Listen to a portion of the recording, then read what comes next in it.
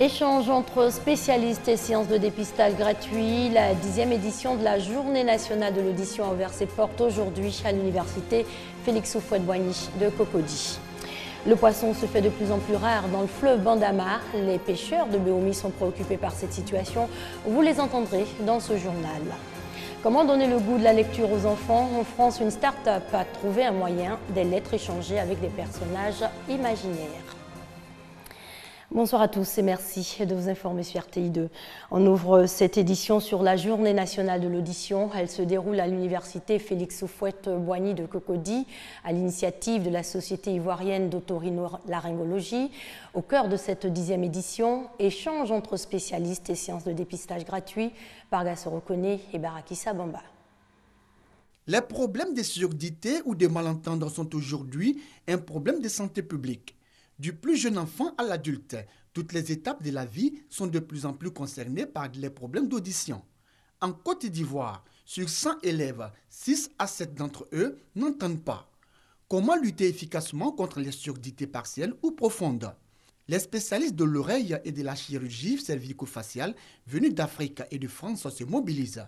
Tenue alors de la 10e édition des Journées nationales de l'audition, organisée par la Société ivoirienne d'otorhinolaryngologie OREL. Et au cœur de la rencontre, ce message: la surdité, surtout chez l'enfant, est certes un handicap, mais pas une fatalité.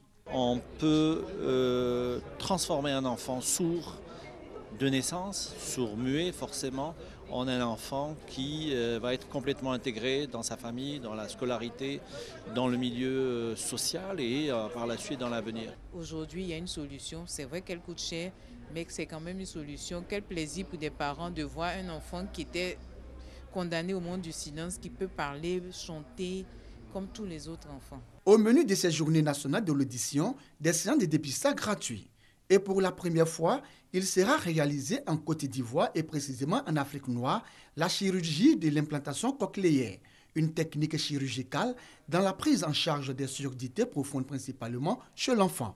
En somme, 5 jours pour tout savoir sur les surdités et les moyens de prise en charge de la maladie. En images, évasion à la maison d'arrêt et de correction d'Abidjan-Maka. Le directeur des affaires pénitentiaires a fait le point de la situation. Contrairement à ce qui avait été annoncé, seuls 2 prisonniers se sont évadés. Ces individus ont été identifiés. Ils sont activement recherchés.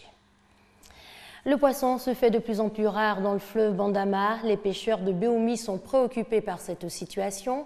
Concernant les raisons de l'appauvrissement du fleuve, la direction départementale des ressources animales et halieutiques dénonce les techniques de pêche utilisées. Soro Corona et Léon Brou. Marché de poissons de Béoumi, Bernardine s'est habituée des lieux en sort réduit ce premier vendredi de décembre 2015. Raison, la flambée des prix des poissons, denrées de plus en plus rares. Je suis venu payer poisson. Ce que je suis venu payer là, je n'ai pas eu, c'est trop petit. On m'envoie de venir payer les gros poissons. La viande est trop chère. On préfère rester par les poissons congelés. Les enfants qui m'ont dit de les envoyer un peu de poisson et je n'ai pas eu ce que moi je voulais. Et j'étais obligé de prendre ça pour aller donner ça aux enfants comme ça. Les poissons qu'on plaçait à 1000 francs, tous ces poissons sont devenus maintenant à 2000. 3000. Les filets sont devenus chers par rapport à ce qu'ils prennent pour aller pêcher là. C'est devenu cher sur le marché. Donc eux, ils ont le droit de nous vendre cher aussi. Pénurie de poissons, hausse des prix. Pour comprendre ces phénomènes, cap à ce Bongofla, ce campement d'environ 1000 pêcheurs est bien connu pour être le plus grand pourvoyeur de la région de Gbeke en poissons d'eau douce. Ici, le tarissement du fleuve Bandama reste la seule explication. Avant là, l'eau là, ça remplit bien même. Mais maintenant là, l'eau là, ça remplit pas trop. Quand la pluie vient bien, donc l'eau là, ça a bien rempli. Mais plus là, ça vient pas trop. Bon, l'eau là, si ça descend, ça vient, ça n'arrive pas à sa place encore. En bas, l'eau là, il vient jusqu'à côté des campements. Mais maintenant, il n'y a pas l'eau. Quand il n'y a pas l'eau là, poisson ne fait pas un enfant. Le tarissement du fleuve Bandama, seul point d'accord entre pêcheurs et leur tutelle. Pour cette dernière, les techniques utilisées par les pêcheurs appauvrissent davantage le fleuve. Les pêcheurs ont vraiment pêché avec des engins de pêche non réglementés. J'ai fait plusieurs réunions avec les pêcheurs pour leur demander de pêcher avec les agents réglementaires, c'est-à-dire au moins des filets de 3 doigts, au moins. Il y en a qui pêchent jusqu'à des filets de un doigt serré. Bon, c'est la conséquence que nous vivons actuellement. Mais aujourd'hui, tout le monde se plaint, effectivement, il n'y a plus de poissons. Dans tous les cas, la pénurie de poissons ne pourra être éternelle, toujours selon la tutelle. Des mesures sont en cours d'élaboration pour empêcher l'utilisation des moyens et techniques de pêche hors normes sur le fleuve Bandama. On part à Gagnois à la découverte du centre de formation professionnelle. On y forme des ouvriers qualifiés, notamment en construction métallique et plomberie sanitaire. Suivons notre guide, Ami Sissoko. Centre de formation professionnelle de Gagnois, CFP, plus de 500 élèves dont une trentaine de filles formées à la construction métallique, menuiserie, ébénisterie, maçonnerie, électricité et plomberie sanitaire. Tout un art qui s'obtient au bout de 3 ans. On n'est pas là que pour faire que des portails, des antivols, des fourneaux, mais nous fabriquons un peu de tout ce qui concerne aussi le bois. Dans notre besoin, parce que nos machines sont un peu vieilles, il y a des machines qui datent de plusieurs années. Donc on a l'essentiel, mais on a besoin d'autres machines et des machines modernes pour pouvoir perfectionner notre travail et pour pouvoir permettre à nos stagiaires d'être vraiment au niveau requis qu'il faut. En attendant que le centre dispose de matériel plus performant, cet ancien élève du CFP vient donner un coup de main aux stagiaires. La menuiserie, quand il y a des travaux, comme les élèves ils sont pas encore bien formés, donc je les aide avec les conseils. Bien avant que je vienne au CFP, j'avais déjà la notion de la plomberie sanitaire. C'est ainsi que j'ai décidé de pouvoir me perfectionner. Ça me plaît. Quand je dis ça me plaît, c'est comme si je retrouvais en moi la personne qu'il faut pour pouvoir aider mes parents dans le domaine de la sanitaire. Les filles sont aussi dans ce secteur et sur plus de 500 élèves, il n'y a que 30 filles. Malgré ce nombre insuffisant, la motivation est là. Les gens pensent que c'est trop dur, c'est pas dur. C'est un métier qui nourrit son homme. Au sortir de ce métier, tu peux jamais chômer. Je ne veux pas travailler pour moi-même, c'est trop cher. Je vais aller dans une entreprise pour travailler. Une fois que tu as fini tes 3 ans, tu peux continuer ou bien aussi t'arrêter. Si tu n'as pas les moyens, il a choisi de faire la construction métallique parce que la construction métallique a plusieurs débouchés. On peut rentrer à la marine. Pour attirer un grand nombre de filles dans les filières professionnelles, l'État a revu à la hausse la bourse des jeunes filles, 180 000 francs par an, alors que les hommes ne perçoivent que 36 000 francs. L'accès au centre de formation professionnelle se fait par concours national avec un niveau minimum de 5e. On va parler culture à présent. Le festival du Bunkani s'est achevé récemment. Plus de 35 groupes et troupes de danse ont pu participer à ce festival de danse traditionnelle. L'événement s'est déroulé dans la localité de Bouna. Le reportage de Franck Quadio. La magie à l'africaine, l'art de la scène, la danse célébrée dans toute sa splendeur, le Festibo. Festival du Bunkani 3e édition a clos ses portes. La culture du peuple Lobi dans le nord-est, l'habitat traditionnel, les semences, la pharmacopée, le costume et la danse.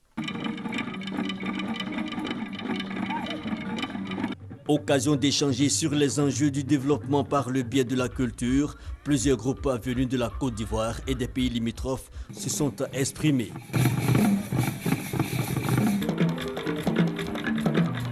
Le Togo, le Burkina Faso comme pour briser les barrières, un public volontaire et des fils de la région mobilisés. Et notre région qui aspire à s'envoler, à trouver ce sur quoi s'appuyer, sa culture dans sa diversité. Que chaque fois qu'il s'agira de Bouna, de la culture, par le Festibo, je serai présent. Un festival comme pour donner un nouvel élan à la culture et le tourisme dans le Bunkani. Le constat est clair, Côte d'Ivoire Tourisme invité privilégié à sa petite idée pour le développer. Maintenant, nous allons porter le Festibo sur le plan international, que permettre à cette manifestation qui rassemble, qui est facteur de cohésion nationale, de pouvoir s'exporter. Pour le président du conseil régional du Bunkani, initiateur du Festibo, Les perspectives sont donc bonnes. Les populations du Bunkani ont compris la nécessité d'aller ensemble, main dans la main, à la construction de leur région. C'est une autre manière pour nous de démontrer que nous avons bien compris la réconciliation et qu'il n'y a pas de palabre entre nous et que c'est ensemble, main dans la main, enrichis de nos différences, que nous pourrons bâtir un Bunkani nouveau, un Bunkani plus fort. Le festival du Bunkani aura duré 3 jours. Il a pris fin le 5 décembre. Comment donner le goût de la lecture aux enfants? En France, une start-up a trouvé un moyen d'impliquer les enfants dans l'élaboration d'une histoire au fil de courriers échangés avec des personnages imaginaires. Le projet s'appelle Rêve aux lettres. On regarde dans la boîte aux lettres? Vas-y, attends. Chouette, il est là. Sourire aux lèvres, Morgane attendait impatiemment le courrier de Rêve aux lettres. Alors, qu'est-ce qu'il y a dans l'enveloppe? Rêve aux lettres, c'est le pari de cette start-up alsacienne pour inciter les enfants à lire et à écrire par échange épistolaire. Une histoire dont les abonnés sont les héros. Imaginez qu'un matin, votre enfant reçoive dans sa boîte aux lettres une grosse enveloppe et à l'intérieur, il va en sortir une couronne, la carte d'un royaume lointain et puis des lettres. Il y a des personnages qui habitent dans ce royaume qui lui écrivent et il découvre qu'il a été élu par exemple roi ou reine de ce royaume. En coulisses, une équipe de rédacteurs est prête à répondre dans les 3 jours. Dans l'enveloppe, le service des courriers royaux rajoute aussi des objets. Le monde imaginaire prend forme. Ici, on a des autocollants qui vont aller sur la carte. Ici, on a des graines qui vont servir à l'histoire de la fleur magique. Et là, on a le crin de cheval, parce que l'enfant vient de recevoir un étalon. Et donc, tous ces objets vont servir à donner vie à l'histoire. Ça, c'est le château. Et tout ça, en fait, c'est mon pays. Un pays qu'elle a décidé d'appeler Enchantia. Reine Morgane en est déjà à son 13e courrier depuis le début de l'année. Lettre de la grande magicienne à sa majesté Morgane Ier. Ça m'a aidé à lire, mais aussi à comprendre quand je lis. Et écrire, c'est comme d'habitude. Stimuler l'imagination de l'enfant pour que lire et écrire ne soit pas une contrainte, mais un plaisir. C'est l'objectif de l'entreprise. Les parents de Morgane constatent l'évolution. Au début, elle ne savait pas trop, elle cherchait à faire ce qui était le mieux, ce qu'on attendait d'elle. Et au fur et à mesure, elle fait ses propres choix qui ne sont pas forcément ce qu'on pourrait penser qu'elle ferait. Mais elle est beaucoup plus sûre d'elle et c'est assez amusant de la voir prendre des décisions de reine en fait. Depuis son lancement en septembre 2014, Rêve aux lettres a fait 1500 adeptes francophones à travers le monde. La start-up ambitionne désormais de conquérir le marché anglophone. Tir et barricade à Bangui en République centrafricaine depuis cet après-midi, situation qui fait suite à l'annonce ce matin de la liste des candidats retenus pour l'élection présidentielle prévue le 27 décembre prochain. 29 candidats participeront au premier tour de l'élection. 14 candidatures, dont celle de l'ex-président François Bozizé, renversé en mars 2013, ont été rejetées. Et en images, Oscar Pistorius, libéré sous caution et assigné à résidence ce mardi par la plus haute juridiction sud-africaine. Il ne pourra sortir qu'entre 7h et midi. Ses déplacements se feront dans un rayon de 20 km. L'homme sera muni d'un bracelet électronique et enfin, son passeport lui sera confisqué. Et puis cette information qui vient de nous parvenir, la juge française qui a émis le mandat d'amener concernant le président de l'Assemblée nationale, Soro Guillaume, vient d'annuler cette décision ce soir même. C'est la fin de cette édition. Bonne soirée sur les antennes de l'RTI, la marque du service public.